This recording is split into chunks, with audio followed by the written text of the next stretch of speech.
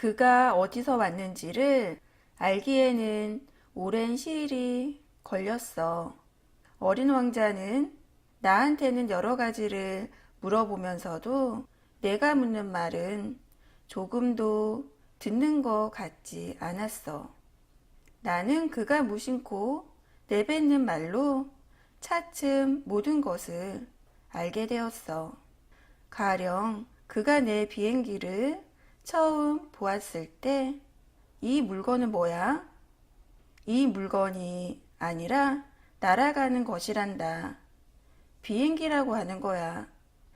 나는 내가 날아다닌다는 것을 가르쳐 주는 것이 자랑스러웠어.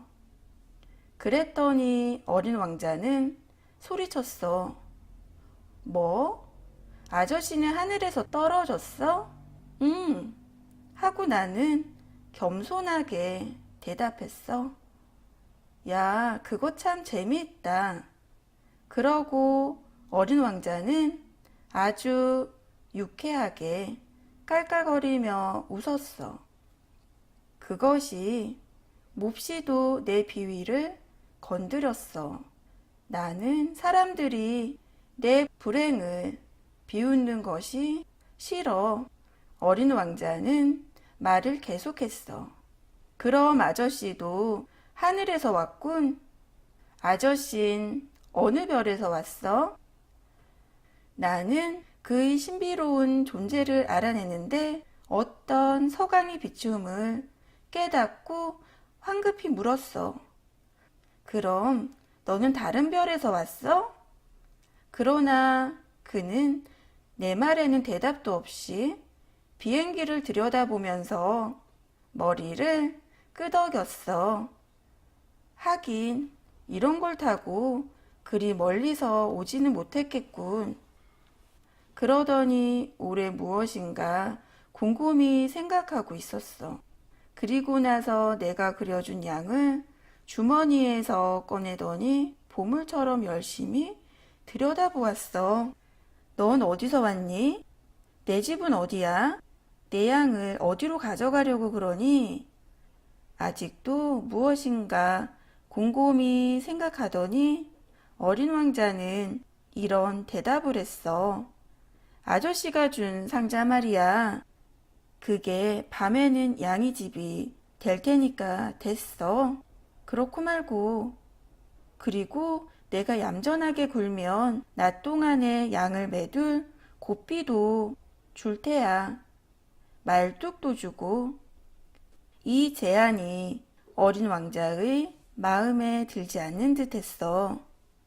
양을 매도? 참 이상한 생각인데.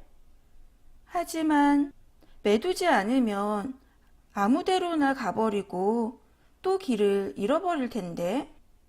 그랬더니 이 친구는 다시 한번 깔깔 웃었어. 아니, 어디로 간다는 거야? 어디든 곧장 앞으로. 그러자 어린 왕자는 웃음을 거두고 말했어.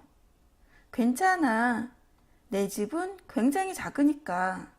그리고 아마 약간 서글픈 생각이 들었는지 덧붙였어. 앞으로 곧장 간다 해도 그리 멀리 갈 수는 없어.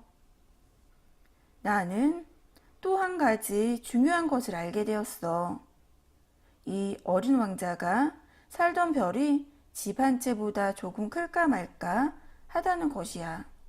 나는 그것을 별로 이상하게 생각하지는 않았어.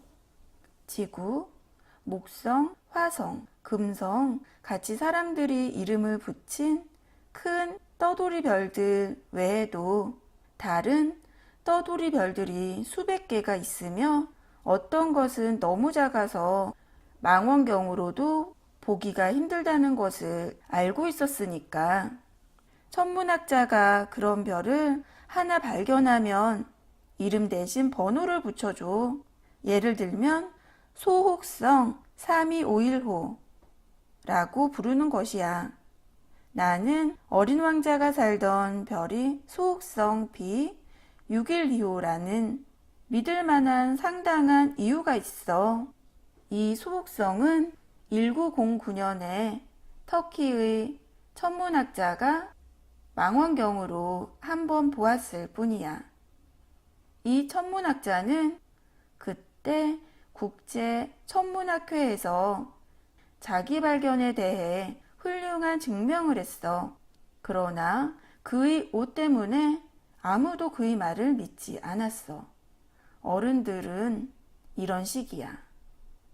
소옥성 B612호의 명성을 위해서는 다행한 일로 터키의 어떤 독재자가 국민에게 양복 입기를 명하고 거역하는 자는 사형에 처한다고 했어.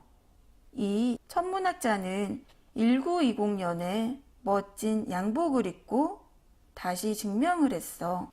그랬더니 이번에는 모두들 그의 말을 믿었어. 소혹성 B612호에 대해서 이렇게 자세히 이야기를 하고 그 번호까지 알려준 것은 어른들 때문이야. 어른들은 숫자를 좋아해. 어른들에게 새로 사귄 친구 이야기를 하면 어른들은 제일 중요한 것을 도무지 묻지를 않아.